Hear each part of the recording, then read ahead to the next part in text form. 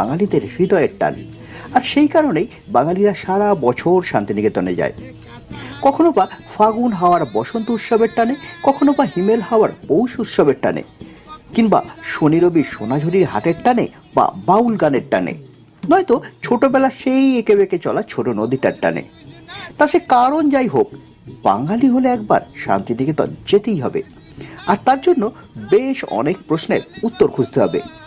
যেমন হাওড়া শিয়ালদা থেকে যাওয়া আসা ট্রেন কি কি আছে, থাকার জন্য হোটেলই বা কি আছে, ভুবনডাঙ্গা নাকি সোনাঝুরি, হোটেল কোথায় নেবেন, হোটেলের রেট সপ্তাহের কোন দিনে কম, দোল কিংবা পৌষ উৎসবের সময় হোটেলের রেট কত হয়, শান্তিনিকেতন আর তার আশেপাশে 15টা জায়গা দুদিনের মধ্যে কিভাবে ঘুরবেন, সোনাঝুরির হাটই বা কবে বসে, শালবনী পলাশমণি কোথায়, 51 পীঠের অন্যতম পীঠ কঙ্কালীতলায় কখন পুজো দিতে যাবেন, কেনাকাটাই বা করবেন কোথায়, কাঁসার থালায় কাঁসার গ্লাসে তৃপ্তি সহকারে খাওয়া দাওয়া